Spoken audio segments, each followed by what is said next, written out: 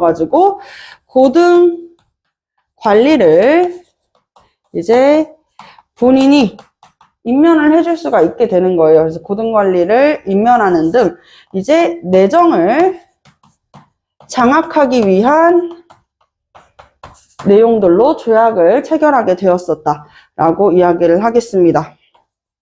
또한 우리나라에 지금 이런 법령까지 제정을 한다 그러면 사법을 장악하려고 하는 모습들이 보여지는데 행정권조차 박탈시켜요. 행정권도 박탈시키게 되었었고 더불어서 우리나라에 이게 가장 이제 정미늑약 한일 7조약에서 이 정미 7조약에서 가장 큰 내용인데요. 우리나라가 나라를 지키기 위해서 반드시 존재해야 되는 게 뭐죠? 군대죠, 군대. 근데 그 군대를 어떻게 해버려요? 해산시키게 되는 것입니다. 그래서 군대를 강제로 해산시켜요.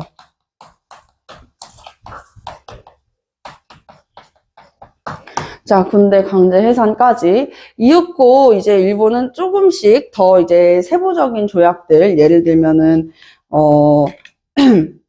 우리나라 국권을 피탈하기 위한 한일 병합조약 전에 뭐 신문지법, 보안법 등등 다양한 법에 앞장섰던 인물이 있어. 바로 이완용이었거든요. 학부 대신. 이 일산의약을 체결하는데 가장 앞장섰던 이 이완용이 우리나라의 이 언론과 그 언론을 통제하는 그런 신문지법을 제정한다든지 아니면은 보안법을 체결을 해가지고 집회와 결사를 강압적으로 막기도 했습니다. 그래서 일산의약에 대한 부당함을 알리기 위해서 모였었던 사람들을 다 어떻게 하는 거예요? 모이지 못하게 하는 것이죠. 자, 그런 모습을 보이다가 결국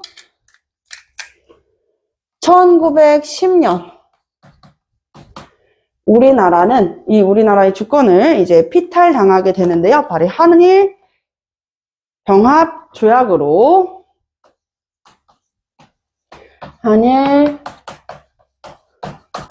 병합 조약으로 이거 우리가 나라를 빼앗기는 국가적인 치욕이라고 해서 병술국치라고도 하거든요. 이때부터 무엇이 시작된다? 일제감정기가 시작된다 라고 이야기를 해보면서 일제감정기부터는 오른쪽으로 넘어가서 설명드리도록 하겠습니다. 안녕. 자, 이제부터 일제감정기 같이 한번 들어가 볼 건데요. 자, 그래서 1910년부터 이제 통감 정부였었잖아. 그치? 이제는 총독 정부치야. 총독. 그래서 1910년대에 조선 총독부가 설치돼요. 특히 이제는 이제 통감이 아니라 총독이 가장 강한 권력을 쥐게 되는데 조선 총독, 우리나라를 이제 관할하는 가장 높은 이 관직인 총독은 일본의 육해군 장교 출신인 사람으로, 즉 군인 출신인 사람으로 선별을 했어요. 1대 총독이 되는 사람 누구라고? 3대 통감이었었던 데라우치 마사다케가 이제 우리나라의 이 식민지 배 정책을 열게 되는 인물이 되겠습니다. 그래서 우리가 언제까지 1919년까지 이 일본은 우리나라를 처음 식민지배하는 거잖아. 그러니까 말을 안 듣겠다라고 생각을 해서 저항적인 이 조선인들, 한국 사람들을 어떻게 지배를 해야겠다라고 생각했을까? 무력으로 탄압해야겠다. 힘을 써서 말을 안 들으면 어떻게 해야 되겠다? 때려야겠다 라고 생각을 한다는 것이죠.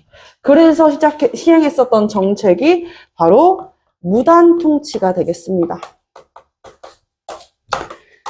자, 무단통치를 배운다라고, 무단통치를 시행했었다라고 이해를 해볼 수가 있겠습니다. 자, 그래서 이 조선총독부 산하에 정무총감, 그러니까 국정을 운영하는 이 정무총감과 그리고 경찰의 업무를 하는 경무총감을 두게 되는데 여기에서 경찰의 업무를 하는 총감, 경무총감이 조금 대박인 거는 사실상 헌병사령관이었어요. 즉 경찰이 무엇이다? 군인이다. 그래서 군인경찰, 헌병경찰제를 시행했었다. 헌병경찰제.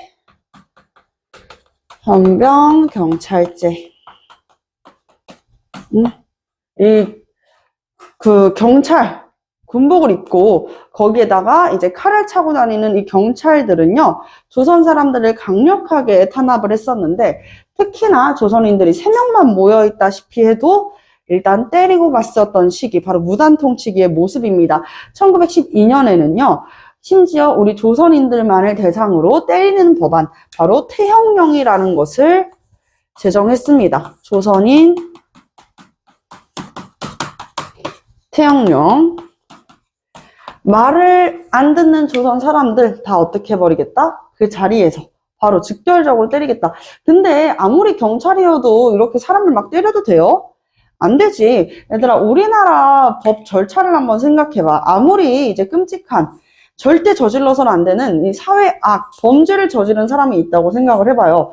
뭐 사기, 아니면은 성범죄, 살인, 강도 들과 같은 끔찍한 범죄를 저지른 사람이 바로 즉결적으로 심판을 받습니까?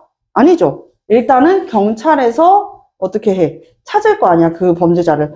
경찰이 그 범죄자를 체포를 해가지고 미란다의 원칙 이렇게 얘기해주고, 그리고 나서 재판을 할 때까지 뭐 구속을 하거나 불구속 수사를 할 수도 있지만 어쨌든 수사기관을 거쳐가지고 재판까지 하게 되고, 재판을 한 다음에 사법부에 이 형량이 내려지게 되는 거잖아. 그치? 사법부에서 살인죄지만 충분히 이제 참작을 해가지고 살인죄 최소 형량 5년 땅땅땅 이렇게 되면은 5년 오케이. 근데 5년? 아니야, 너무 적어. 항소를 해. 그럼 2심 동안 또 기다려. 거기에서 또 항소를 해. 그럼 어디까지 가요? 3심까지 가요. 그러다 보면은 1년, 2년이 금방 간단 말이야, 얘들아. 그러면 사실상 범죄를 저질러도 그 자리에서 직결적으로 그 범죄에 대한 잘못을 처벌받는 게 아니라, 이 사법부의 심판을 기다렸다가, 그리고 나서 이제 사법부에서 예를 들면 형량을 얘기하게 되면 그때 이제 어떻게 하게 돼? 형을 살게 되잖아. 근데 여기에서는 무슨 법을 내리게 되냐면 범죄 즉결례. 범죄 즉결례. 즉 무슨 뜻이냐? 즉결 심판권이에요.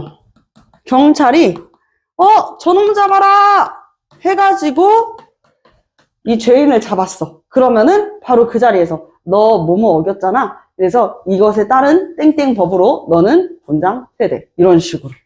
바로 이제 즉결례를 내리게 되는 것입니다. 아시겠죠? 그래서 정신적인 이 재판을 거치지 않고 경찰이 바로 벌금이나 구류 등의 처벌을 내릴 수 있는 범죄 즉결례. 그리고 우리 조선인들의 일반 관리나 혹은 교단에 있는, 그러니까 교원들 있죠. 그쵸? 선생님들. 이러한 교원들까지도 다 어떻게 해요? 제복을 착용하게 하고 칼을 착용하게 하였습니다. 그래서 교원들이 실제로 칼을 뽑아들고 학생들을 칼등으로 내려치기까지 하는 그러한 모습이 보여졌던 시기 1910년대의 모습이고요.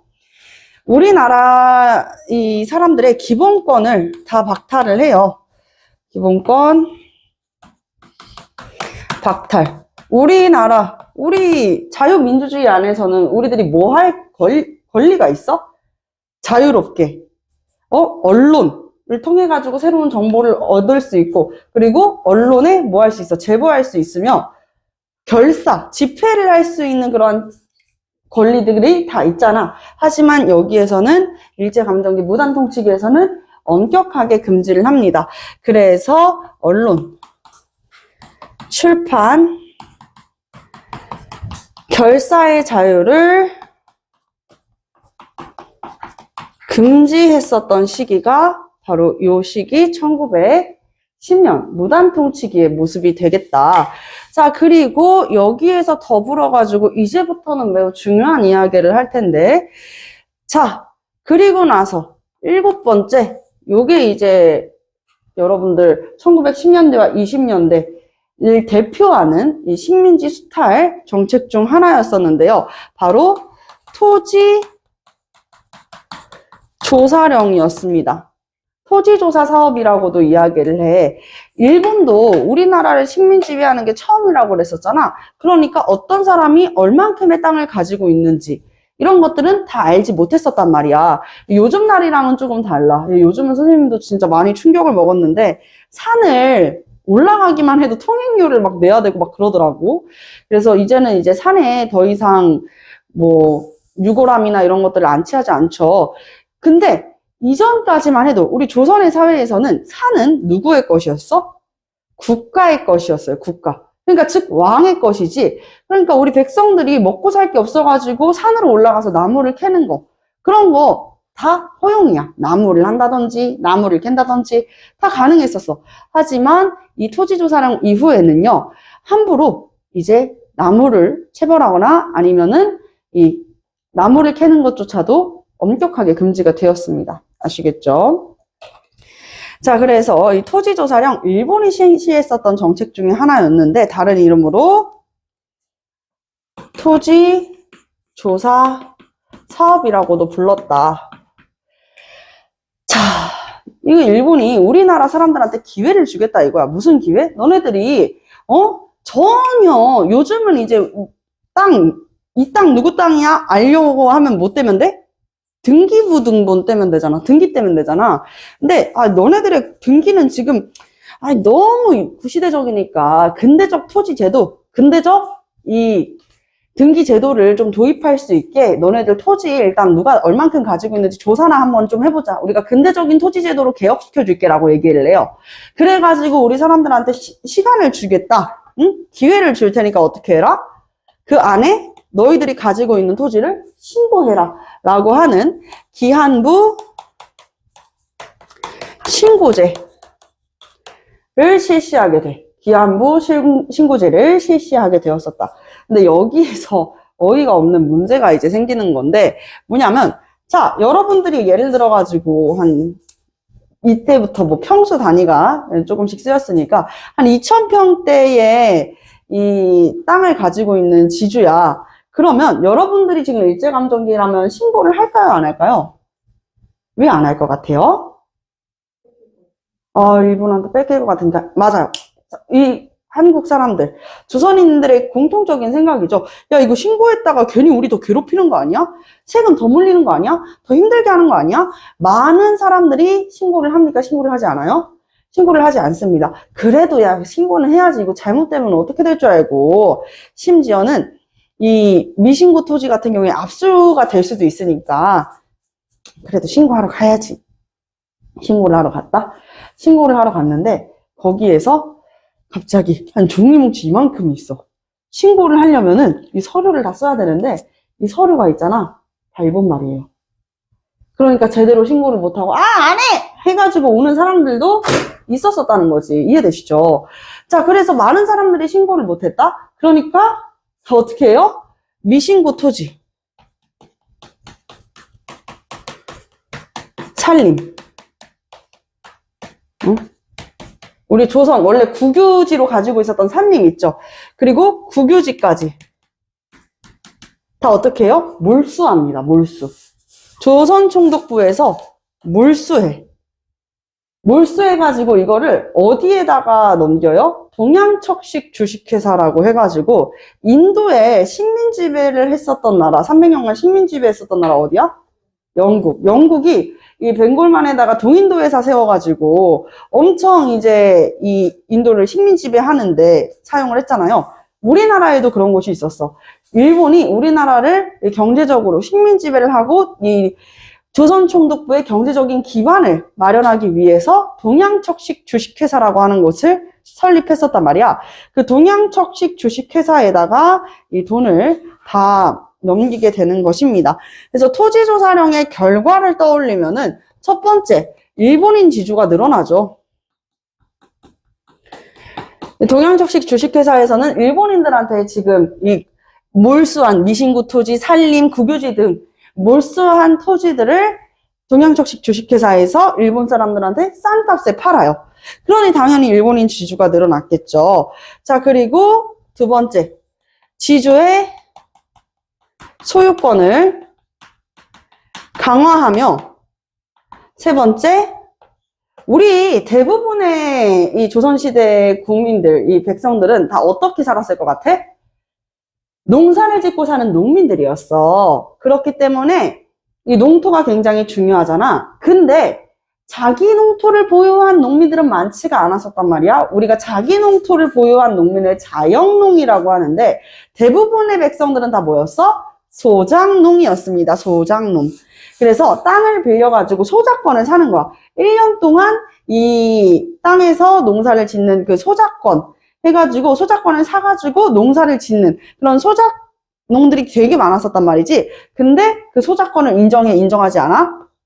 지주의 소유권을 강화하면서 소작권을 인정하지 않습니다. 그래서 당시 이 영토를 빼앗기는 농촌의 지주들과 그리고 소작농으로 살고 있었던 조선의 농민들은 화전민으로 전락해버리는 그런 모습을 보여주는 사건, 바로 토지조사령이었습니다. 아시겠죠? 화전민이 뭐예요? 산에다가 불을 질러가지고, 땅에다가 불을 질러가지고, 그 불난 땅을 솟아가지고, 거기서 농사를 짓는 사람들을 이야기를 해. 그렇게나 간절하게 살 수밖에 없게끔 가지고 있었던 땅도 빼앗고, 그리고 소작권까지도 인정하지 않는 한국인 농민들이 몰락해버리는 그러한 모습들이 보여지는 시기였었다. 자, 이 토지조사령 이후에는 이제 8번째, 회사령을 실시합니다. 회사령, 뇌사령이라고 써져 있는 것 같다. 자, 회사령. 회사령이라는 건 우리 그 한국에다가 회사를 설립할 때, 예, 조선 팔도, 지금 이 한반도에다가 회사를 설립할 때는 어떻게 해야 된다? 조선 총독부의 허가를 받아야 된다라고 이야기를 하게 되었습니다. 그래서 회사령을 실시하면서 이때는 누구의 허락을 받아야 된다? 조선 총독부의 허가를 받을 수 있게 허가제로 이렇게 실시를 했다라고 볼 수가 있는 것이죠.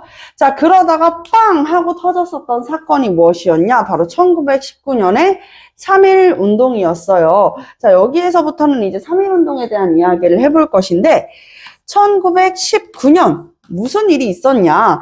이 3.1 운동의 배경을 떠올려 보면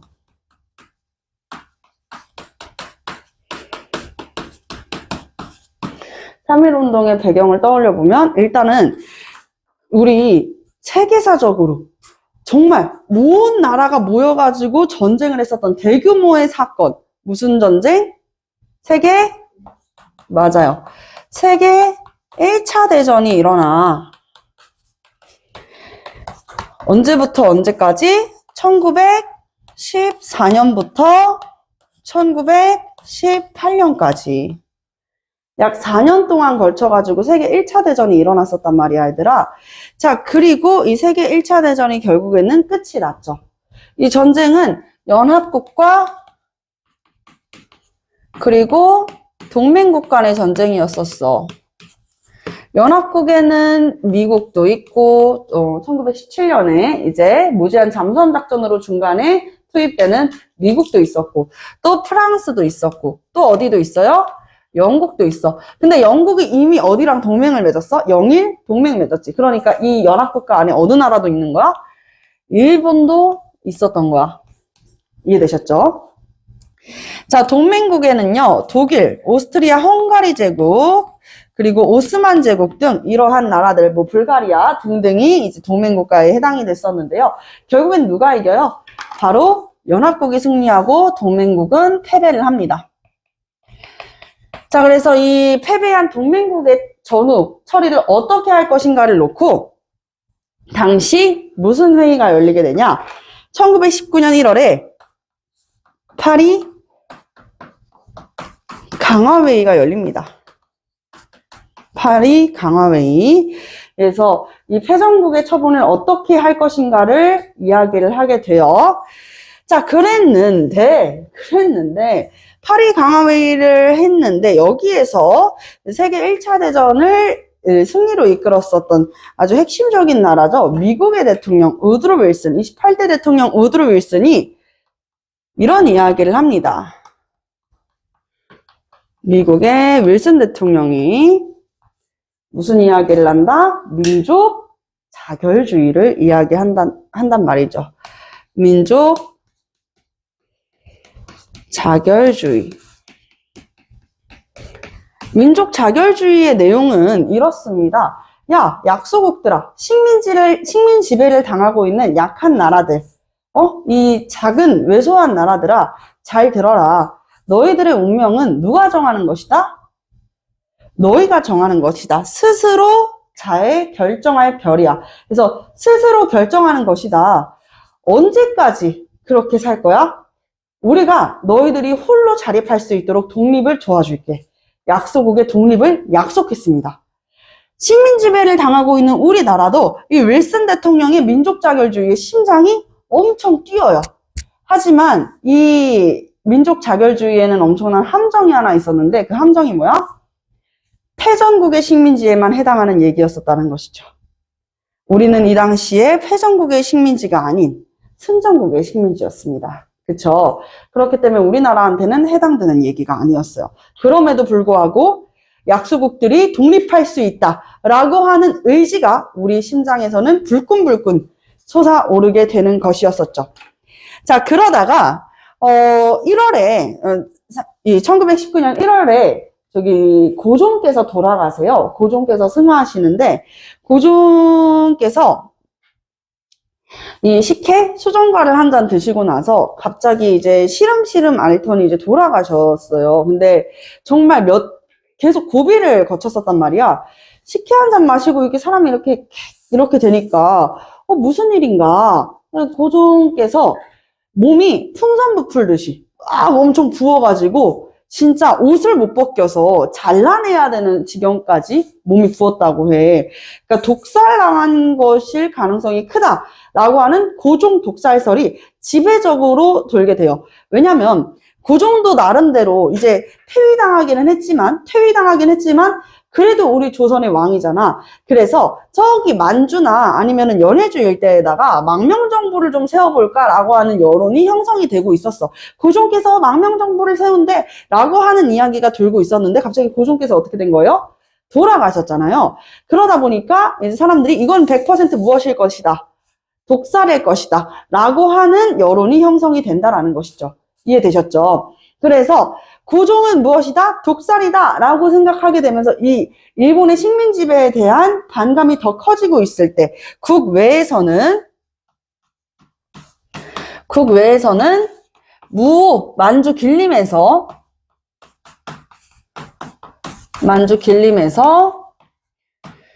무 독립선언문을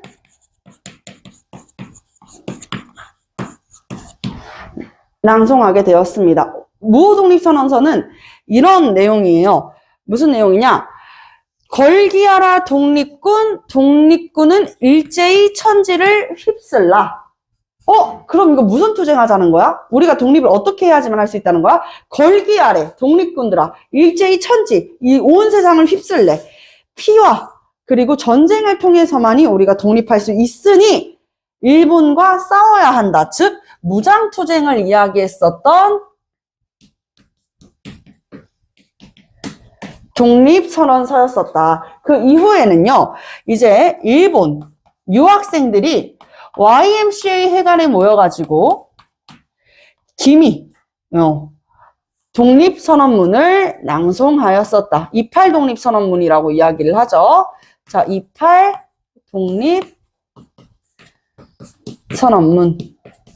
을 또 한번 이야기를 하게 된다. 그래서 국외에서부터 영향을 받아서 우리도 나름대로 뭐 하려고 움직이는 거예요? 독립선언문을 낭송하고자 하는. 그러니까 우리도 우리 안에서 독립운동을 이렇게 해야 된다, 일어나야 된다 하는 여론들이 형성이 됐었어. 누가 중심이 되었었냐면, 자, 아까 선생님이 조선인 3명만 모여 있어도 어떻게 했다 그랬어요? 일단 때리고 봤다 그랬었죠. 그쵸? 그러면 조선 사람들 3명만 모여 있어도 때리니까 조선 사람들이 모이는 게 쉬워요? 쉽지 않아요? 쉽지 않았었단 말이야. 그러니까 이 조선 사람들 어떻게 해야지 우리가 독립운동을 할 수 있을까? 누가 중심이 되면 돼? 합법적으로 3명 이상 모일 수 있는 단체. 즉, 누구? 종교인. 교회에서는 사람이 모여도 뭐라고 하지 않죠. 절에서는 사람이 모여도 뭐라고 하지 않죠. 학교에서도 사람이 모여도 뭐라고 할 수가 없어요. 그렇기 때문에 어떻게 하자? 학생과 종교인들이 중심이 되어가지고 독립운동을 주도해야 된다. 그래서 종교인들로 이 민족대표 33인들이 거의 구성이 되었습니다. 그래서 이 종교인들로 구성된 민족대표 33인이 독립선언문을 낭송하고 탑골공원에서 시민들과 학생들과 같이 해가지고 독립운동을 일으키기로 약속을 했는데